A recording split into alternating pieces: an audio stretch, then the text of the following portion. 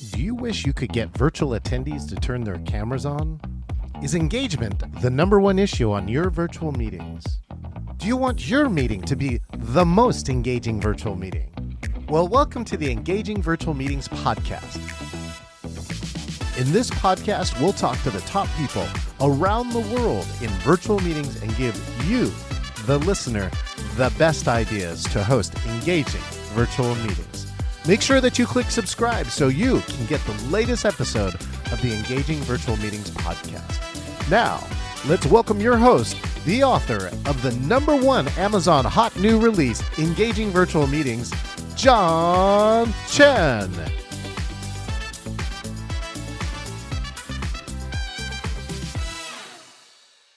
Good morning here in a below freezing January here in Seattle, Washington. Some of my friends yesterday reported in across the country here in the United States that it's cold. Welcome to another episode of the Engaging Virtual Meetings podcast. If you're watching here on social media, do us a favor, hit the subscribe, share, like, or comment. If you comment during the show, we may give you a shout out. If you want all the episodes here from the Engaging Virtual Meetings podcast, go to engagingvirtualmeetings.online and you can see over 100 episodes and a new episode every Wednesday dropping. And if you would like a ticket to our conference this year, the last week of October, October 28, 29, 30, you can go to engagingvirtualmeetings.com/CON and you can grab a free ticket or a paid ticket to this amazing, engaging retreat. All right. Meanwhile, coming up today, I have an experienced entrepreneur. She's owned 3 businesses. She holds a doctorate in cognitive neuroscience. She specializes in unconscious processing of emotional and behavior change. We met in Costa Rica with our good friends, the Canadian Association of Professional Speakers, and she is a past president of the Professional Speaking Association of the UK. Please welcome my guest, Dr. Lynda Shaw. Hello, John. Hello, Dr. Lynda. How are you today? Yeah, I'm good, thank you. I'm in the UK, about an hour out of London, and it's 4 o'clock in the afternoon, and it's not nearly as cold as Canada. It still could be time for tea, yes or no? Yeah, it's just above freezing at the moment, which is cold for us because we're a bit wussy when it comes to extreme weather out in the UK. Well, you're no wuss in Costa Rica, right, Lynda? Oh no, that was good time. We learned loads and we had fun. It was the best mix. It was And is good. that your first? Was that your first trip to Costa Rica? It was. It, Oh, yeah. How about you? Was it your first trip? it was my second trip. I've actually did team building there in 2014. 2014. Okay. Did you see any changes in that time? Well, the fun part actually is that I got a chance to visit the Toucan Rescue Ranch, right? And so it was 10 years later, and this woman has been rescuing toucans and sloths for now over a decade. And so she grew a lot, and we actually got to see 14 baby sloths being fed on their rescue ranch. And they actually, if they're able to, release them back into the wild when they become big enough and grown enough. So. Aren't they fascinating?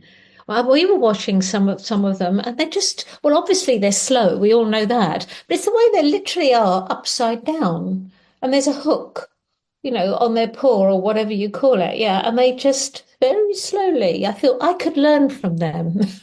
I need to slow down.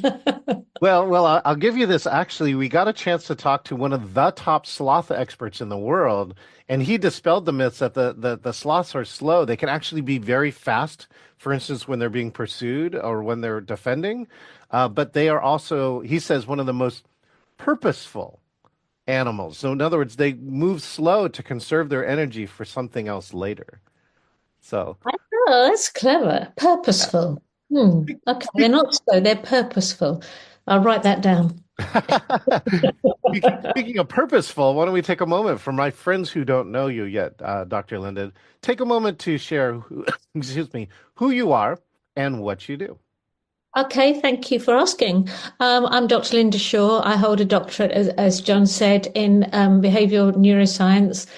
My topic of research was unconscious processing of emotion. So consciousness is my all-time favorite subject.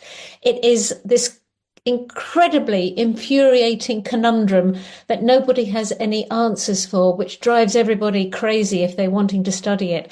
So I love it. I absolutely adore it. And when I've always been in business, and I've had 3 businesses before, the largest of which was 20 staff I had. And then I decided to take myself back to university, which is when I studied socioanthropology, psychology and neuroscience. And that took me 9 years all told to get my doctorate on that pathway, which was fantastic. And then I came out thinking, right, I can now get all my business ideas together and all my experience, and then all of the stuff I've learned in academia, and I can mash it all together and save the world. And it didn't work at all. Because what a surprise. But that's how naive I was. I thought, this is really brilliant. I've got so much to offer businesses and commerce and so on. But the thing was that I could talk a lot about different aspects of the brain, decision making, judgments, emotions, all of those things.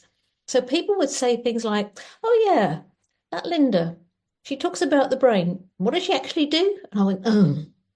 So big mistake. Okay, big mistake. So my marketing efforts I hit a brick wall. So then I decided to follow my heart and carry on with my research and talk to businesses about unconscious processing of emotion. And it worked out that I was hired by a couple of very big corporates, and it opened up a whole new world. And that's what I've been doing for some years.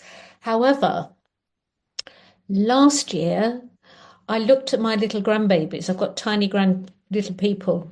Oh, And great. Congratulations. thank you very much. I want to eat them. I'm going to devour these little people. Okay. They are just edible. So anthropologically, I'm sure people have got something to say about me on that one. But yeah, so these gorgeous little people, and I looked at them and I thought, what's the world going to be like when you're my age?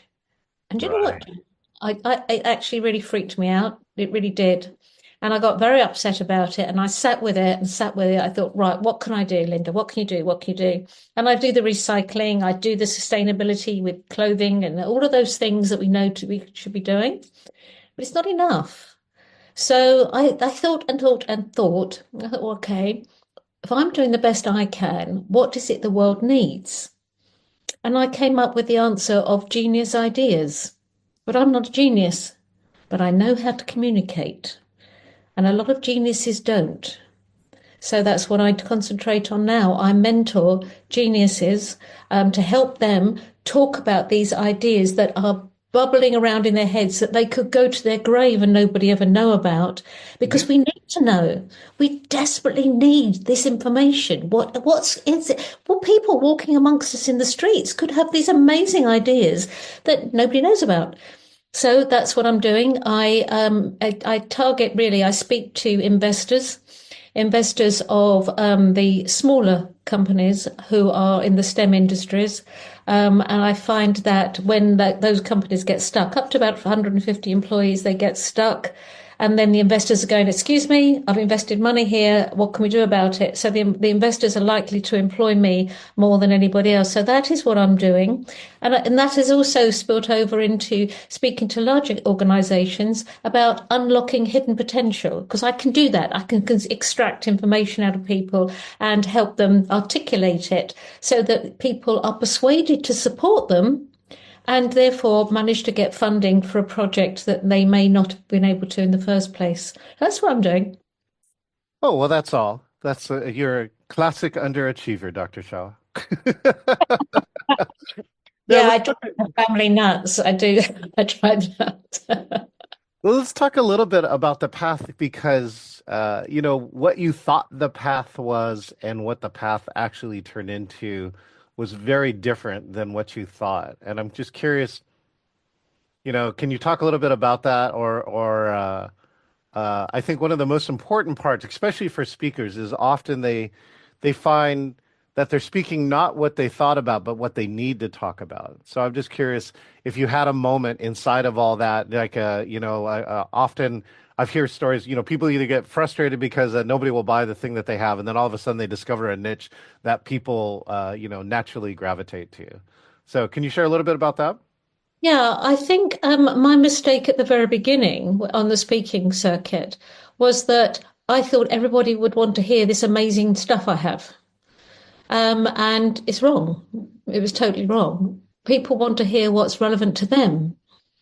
So one needs to work out, do your research. You've got to actually find out what is keeping the COO awake at night, what is keeping the CFO awake at night, and what is it that the CEOs are really scratching their head about? What is it right now that is going to give them a good night's sleep? Then going to change how they feel next day in terms of their business and their organization. So I think that is one of the keys. We have to be responsive and serve our audience, not ourselves. And as a speaker, I hear, as past president of the UK and Ireland, the PSA UK and Ireland, Mhm. I've heard a lot of speakers, and honestly, there is quite a percentage that haven't quite got that yet. So, we think we're going to change the world, but in actual fact, we're not. What we've got to do is serve our audience exactly what they need right now, but within our area of expertise, because I found now that keynote speaking, I don't know if you find it there in Canada, but most certainly in the UK here, that you're asked to go be a keynote on stage, but they want interaction, which it didn't used to be like that. And that's fine by me. I love to interact with the audience and work with them. But they also want us then to be on a panel or on a workshop, as well as be a keynote at that particular conference, which is great because I'm always there all day anyway. Right. But it means that you have to know your topic. You can't just have this speech, this presentation, and that's it. No, no, no. You have got to really understand what you're talking about so that you can serve your clients properly. Yes. So, this was the book that I brought to Canada, or actually Costa Rica, and engagement is really the key, at least for me on my side, Dr. Shaw. That's a thing that I've been studying now for over 30 years. And it's not only how we do it in person, but on hybrid and virtual too, because they're slightly different. They're similar, but there are some things that are really different. And I think that the science of engagement, there's some art and there's some science, right? Sometimes there's some science. There's some certain brain things that we now know about how we work that will engage the audience. And there are some things that are art. Like there are obviously the brain is so complicated that there is no way that we know everything that's happening up inside of there, and especially in the 6 billion different kind of brains, right? Technically, every brain is like a fingerprint, every very different. So you have to sometimes discover patterns or trends, things that like a good percentage of people will be engaged with, as we go along. I'm curious around that too, though. Let's go backwards to the topic. You said that many of the people in the UK haven't yet discovered their topic, and I think I'm the president here for our National Speakers Association chapter, and often I find it's not a problem, Dr. Shaw, of selecting the one topic. It's a problem often too is that they selected 10,000 topics. Yeah, yeah, totally right. You can't Yeah. be an expert in 10,000. And so there is this process of honing down and saying that if I could just pick one lane to get in, then you can really be an expert in it. Really be an expert. I'd love to hear, anything you have to share from the UK. Yeah, no, it's very true. You've got to pick your lane. You do, and then it makes marketing so much easier. And then you know who you're actually can serve most effectively. As you quite rightly say, you can then become much more of an expert in your lane. But that doesn't mean to say that your life's experiences, I'm a neuroscientist. I'm hired to talk about the brain and various things, but Yeah. I can bring in psychology. I can bring in social anthropology, which actually gives a depth to things. Understanding why people do what they do across cultures is really, really important. And also my business stuff and even my family. Even though you've got your little niche, you've got your lane that you want to stick with, it doesn't mean to say you have to dismiss everything else you've got going on that you can offer. You just weave it in Yeah. again to serve the clients if that's where it's going. Yeah, and I think people, once they've worked that out, then they are a much stronger speaker and a much stronger business person and more useful. That's another thing. I literally, if I feel I am not useful to my clients, you will find me sitting in the corner, crouched down, sucking my thumb, rocking because I can't cope. All right. I have to be useful. I have to be useful.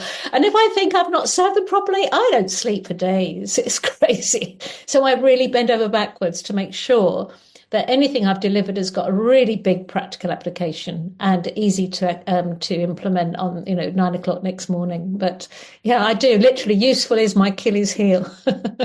Okay, where did that useful come from? I feel like this might have been maybe inspired by your parents or something, maybe an experience growing up. Um, I'm an only child, so if I could be spoilt with anything, I was spoilt with love. Hmm. But the downside of that is that there is a little bit too much attention on the one child, and that can be a problem. That can be a problem. But I was very lucky. I had a wonderful upbringing, absolutely fantastic, fantastic parents. They were always encouraged by independence, and I think only children are naturally independent. So I am one of those that, if there's anything gone wrong in the family, it's, oh, have you rung Lynda? Well, Lynda will do that. Lynda, have you asked Lynda? Lynda. And I do, I'm a doer. I do. Yeah, okay, I'll go to the airport and pick you up. Yeah, I'll go to the train station. Yep.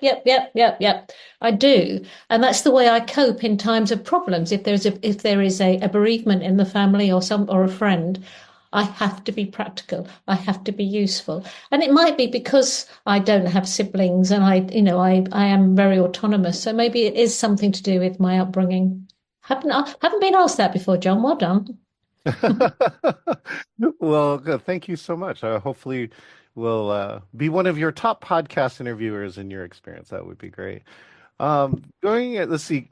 In the neuroscience part, I've gotten a chance to meet Dr. Carmen Simon here in the United States, and she's been doing a lot of research on virtual and hybrid and in-person brains. What is the top trend, if you don't mind, if I'm asking, what are the top trend that you see in neuroscience that's keeping CEOs up at night, but that you're sharing with them? The biggest problem that they have told me about, because I ask them constantly, the biggest problem that they have is they are worried sick about people having a work laptop at home. Work-life balance, like that, right? Yeah, they're worried about it because of cybersecurity. And that is their biggest issue, as far as I have found out. And this is just anecdotal evidence from a very small research that I've done. So yeah, they're very worried because all it takes is somebody to be at home and forget they're on their work laptop and press a shopping channel or something. And the data that's in the laptop, of course, especially in the finance industry and organizations like that, is huge, and it is a big issue. In fact, my son's in cybersecurity, and yeah, it's a big problem. So I think the way we're moving will be just constantly tightening up those issues. But that seems to be the one that worries them most about virtual working. Well, interesting. Just today, one of my CEO friends, David Nielsen, give him a shout out, said that he has been deep faked 3 times. No, people he knows have been deep faked by him, meaning that somebody was able to impersonate his voice and now his image on a Zoom call.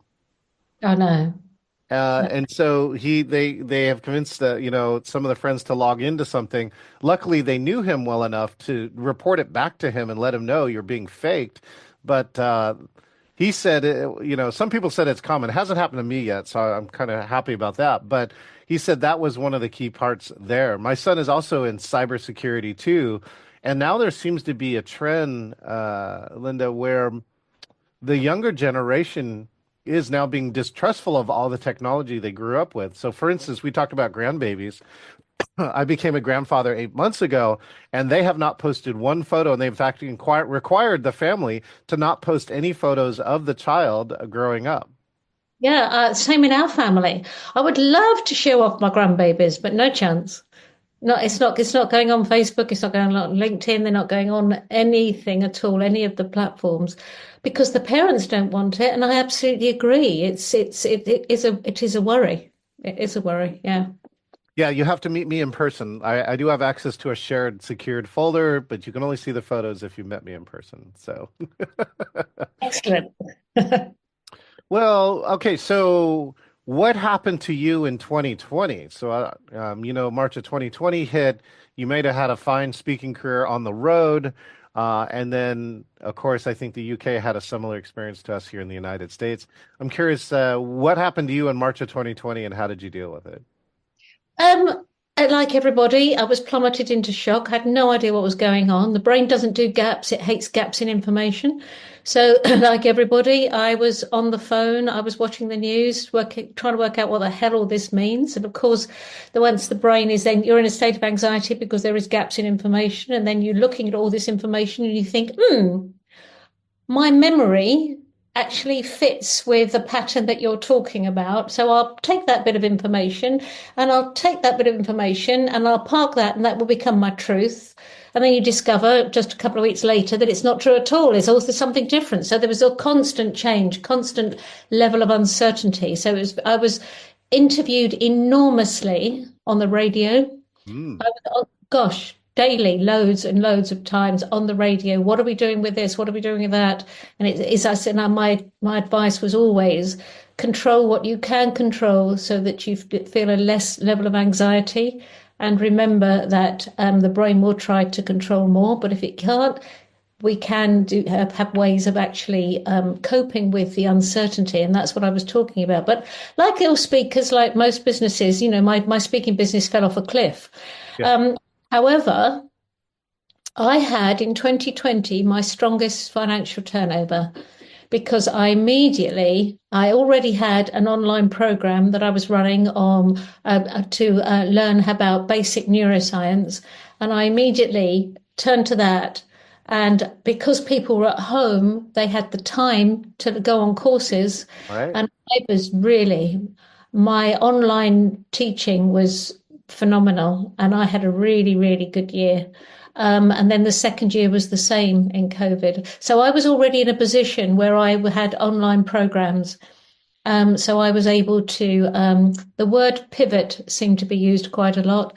So the word pivot, I was pivoting rather well. And where did you start teaching online? Did you do that like way back, like 2010, maybe even further?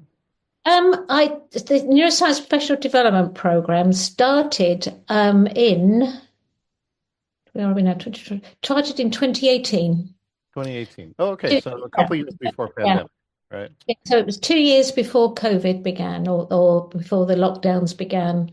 So they were already established, but not to the extent in which I pursued them, and it wasn't hard because people were just desperate to do something. It was just, you could go for your walk once a day, and it was astonishing. I found it fascinating how quickly wildlife came into our streets. Yeah. We had deer in the streets, in the roads. We had all sorts of animals coming. You're thinking, whoa, I didn't even know you were around this area. And they quickly came out when there were no cars on the road.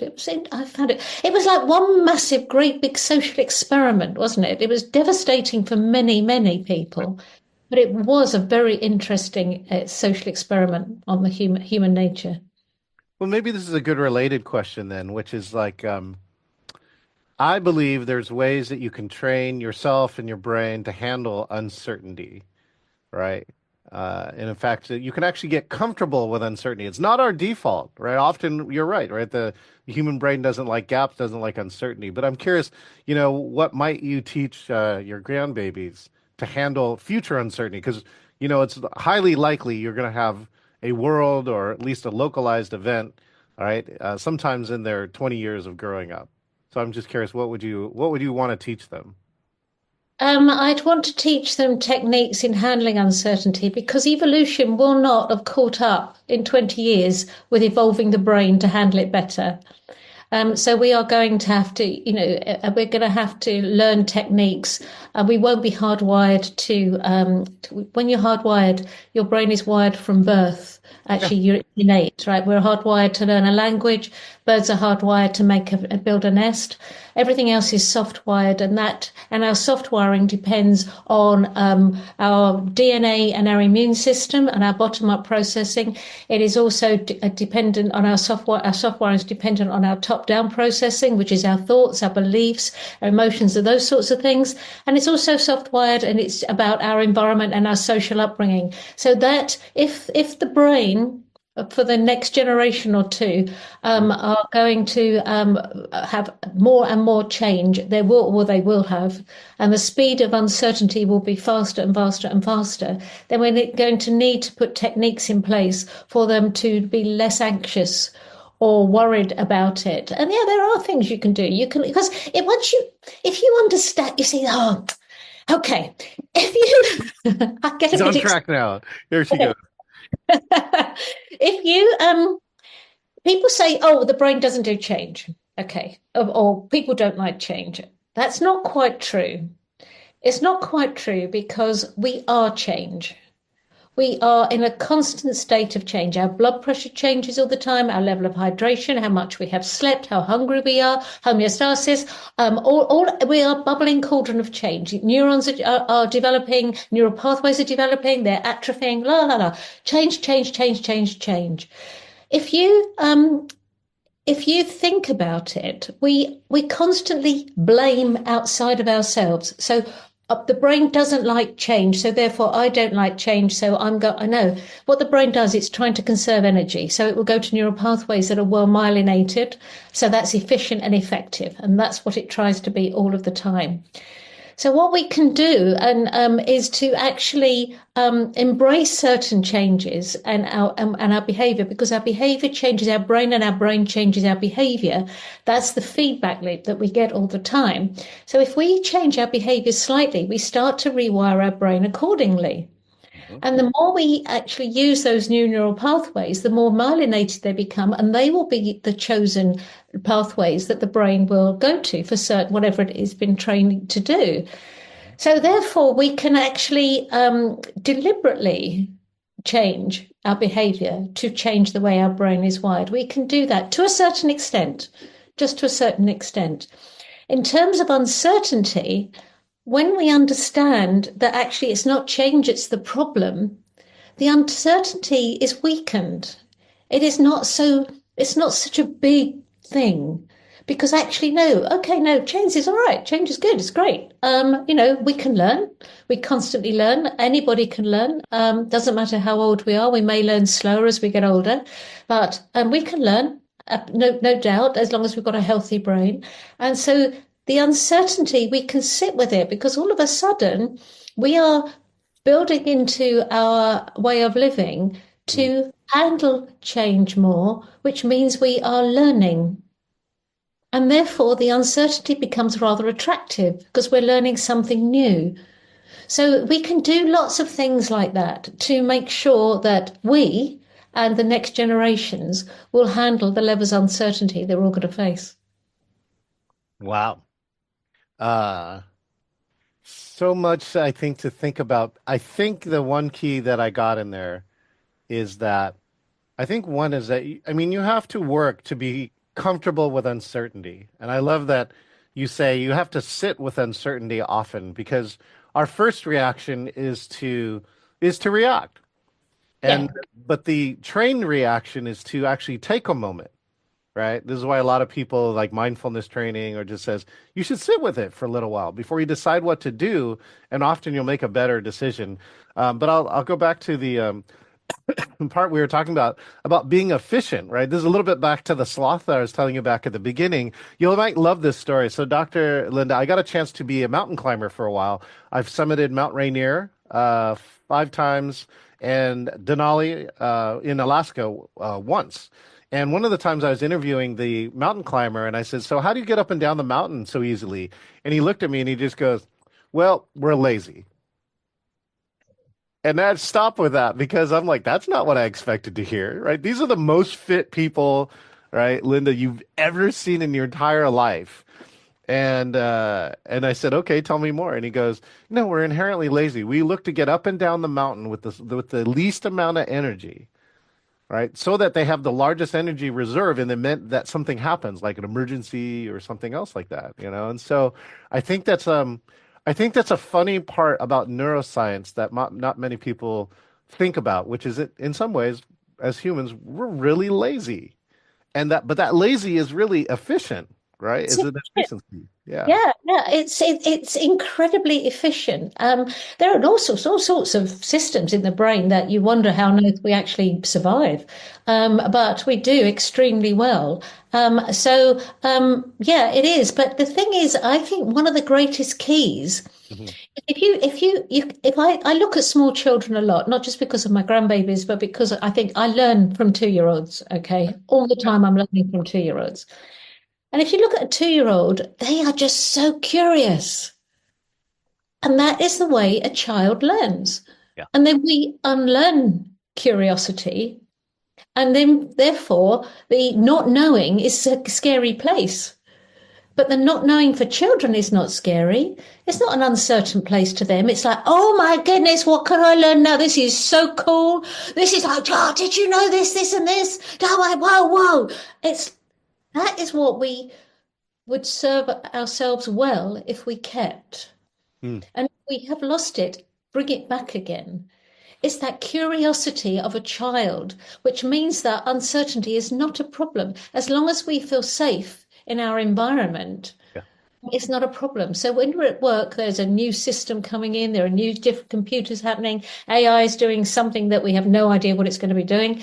You know, all of that is massive uncertainty. If we are honestly curious about it will lessen anxiety hugely, and we can work better with it. So I actually think curiosity is a key to uncertainty. Well, so let's talk about the future then. You talked about your grandbabies and you're trying to think about what world they're going to be in. What predictions do you have for them when they become around where we are? What are some things that you would like to hopefully see by that time? What I'd like to see is us tackling climate change globally, and I would like to see that we grow up enough so that we're not trying to kill each other. I'd like to see all of those things that, of course, most of us want to see. However, I think I can't imagine what the world is going to be like when babies are born now. And I think other babies that are born, they're beta babies, aren't they? Alpha was the generation last year and before. We've just slipped into beta now, beta generation. And I can't imagine what babies being born now are going to be facing when they're 20, 25, 30 years old. Because my imagination can only work on what has gone before. And with AI, I don't know. I actually don't know, but I do know I can't stop it. And I do know that that's the way we're going to live. I also think, as you intimated earlier on in our conversation, Mhm. I also think that we are going to be more human in Mhm. our interactions as well. Like you said about the CEO who's been faked, who's been identity stolen or whatever. Mhm. Um, so I think we are going to, the only way we're going to know if we're actually talking to somebody who's really them is actually being with them Mhm. at the moment. Having said that, I don't believe virtual working is going anywhere, and I don't believe virtual meetings are going anywhere. And virtual learning, I think, is here to stay. Um, but yeah, it's a very tough question. I'm not a futurist. I can only go from what's happened, really. Crystal ball. There you go. I'll get my crystal ball out. Well, genius. All right. Well, we've come to this part of the interview, Linda, that I've called the speed round. So while we've been talking, I have generated 8 questions for you, right? So in the speed round, you have to try and answer them as quickly as possible. Are you ready, Dr. Linda, for the speed round? Scary. Okay. Remember, it's just change. Okay, first question. Your favorite professor? My favourite professor, that will be Oliver Sacks. Oh, where was that? Professor Oliver Sacks. Sadly, he died a couple of years ago now, maybe 3 or 4 years ago. But he's written this book that I absolutely adore called Musicophilia. He's a neuroscientist, and his book is based on all of his case studies. He was an applied neuroscientist, and he talks about how music unlocks the brain. Oh, And oh my goodness me, it is a superb book. We don't quite understand why music is so important to the human brain, but it is. it is. As yeah, but as you may know, people with advanced Alzheimer's disease, if you can unlock lyrics of a song by playing the tune, and otherwise they have no memory of anything. So it is amazing. So Oliver Sacks, and he writes so beautifully. It's Hmm. not esoteric, it's too sciencey and it's not too anything. It's just beautifully written book, Musicophilia by Professor Oliver Sacks. Wow, genius. Okay, your best coping mechanism for uncertainty. Fun. I have to inject fun somehow or other in what I love to do so that I can get it all into perspective. Not taking myself too seriously enables me to handle things. I talked about some very, very serious topics to people, Hmm. but I don't take myself seriously. So that is how I cope with it. Well, there we go. There's a good balance between there.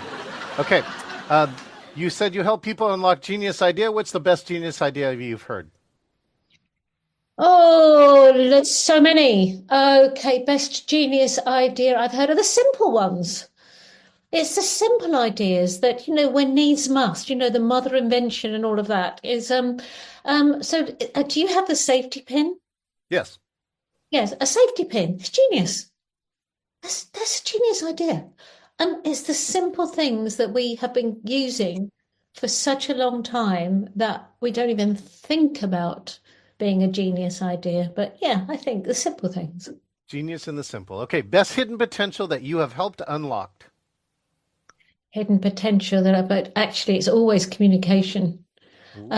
Let's face it, everything's based on communication, right? So, wars are start because of bad communication and they end because of better communication. So, for me, the hidden potential I've got with somebody is if, for instance, they are having to talk about an idea they have or something like that, and I enable them to not only speak about it, but also give a presentation on it and they actually turn out to be really good presenters and they didn't know it. That's Hmm. really good fun. Yeah, genius. Let's see. All right, let's see. The best application of neuroscience. Best application of neuroscience. Oh gosh, that is absolutely massive.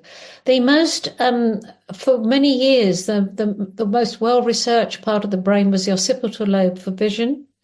Hmm.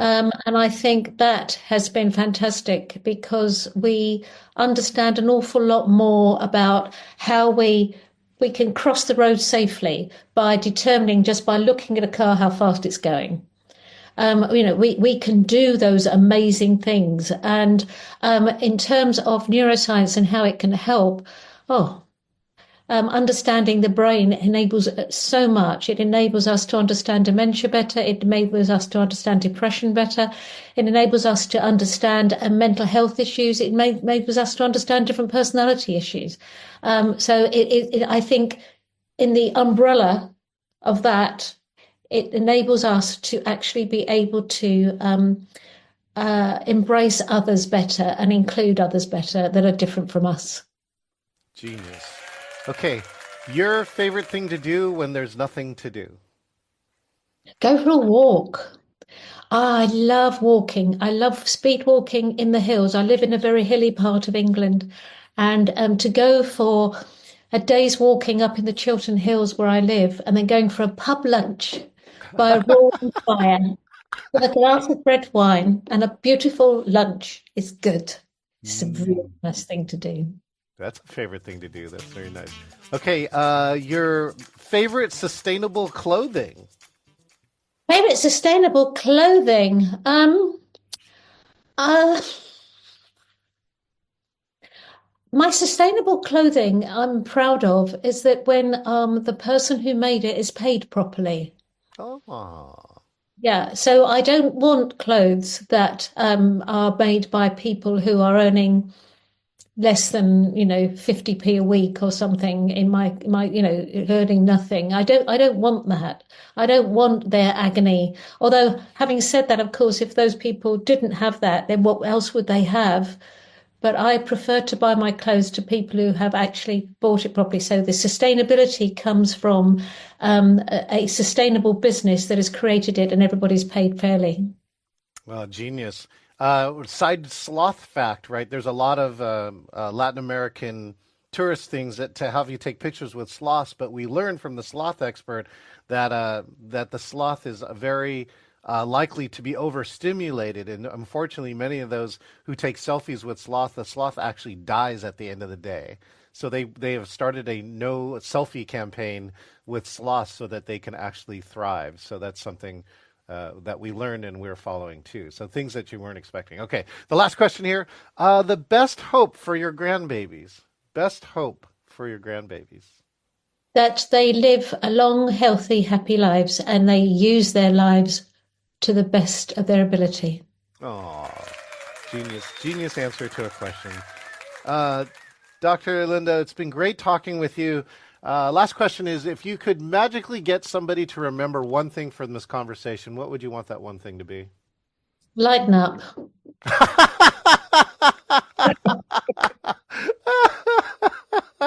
You know what? The stuff that we worry about, the majority of it really doesn't matter.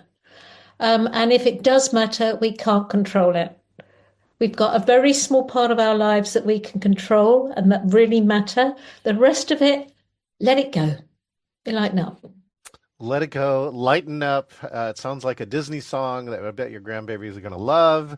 And Dr. Shaw, I look forward. Thank you so much for your time today, and I look forward to seeing you in Halifax, where we're going to join each other again for the Canadian Association of Professional Speakers Convention. Until then, period. I look forward to it, John, and thank you so much for inviting me. Thank you. We've been talking with Dr. Lynda Shaw from the UK, right? One of the past presidents for the Speaking Association there. And she just says, hey, people, lighten up, would you?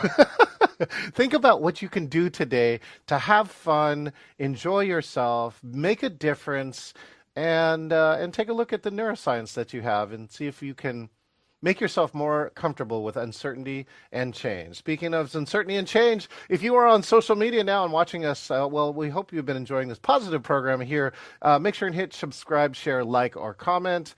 If you want to see all the episodes for this podcast, go to engagingvirtualmeetings.online or subscribe in 13 of your favorite podcast platforms. Did you know that the number one platform for this podcast is Apple Podcasts, followed closely by Spotify.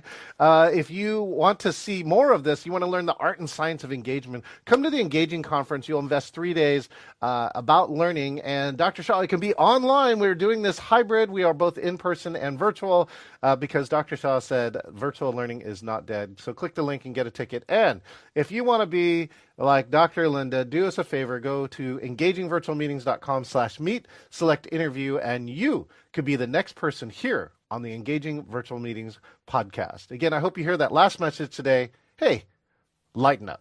We'll see you next time. This is John Chen, the author of the Amazon #1 hot new release, Engaging Virtual Meetings. I personally want to say thank you for listening to the Engaging Virtual Meetings podcast. It is my passion to help you eliminate bad virtual meetings. Make sure that you click subscribe so that you can get the latest episode of the Engaging Virtual Meetings podcast with all of the latest ideas. Hey, I want to meet you. If you want to talk about a virtual meeting challenge, or if you want to be the next guest on the Engaging Virtual Meetings podcast, just go to engagingvirtualmeetings.com/meet. That's engagingvirtualmeetings.com/meet, MEET, and find your best time to meet up. Thank you, and I look forward to engaging with you online.